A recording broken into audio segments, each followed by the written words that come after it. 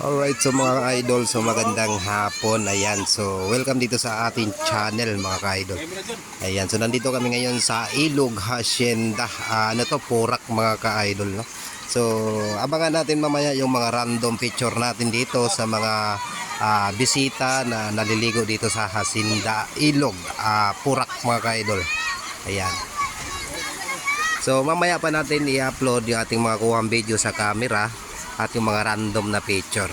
So ito lang muna ang ating i-upload ngayong hapon na ito mga ka-idol. Ayan, so mega shoutout pala sa lahat ng nagpa-picture dito sa atin, ano, sa mga nagpapitik sa atin. Mega shoutout at lalo na sa mga nangangasiwa dito. Ayan si Kuya, mega shoutout din. Ayan, so marami po sila dito. At mega shoutout doon sa mga babae na yon at mga lalaki na panay pa-picture po sa atin. Ayan, shout out po sa kanila. Ayan. At ayun pa, shout out sa lahat.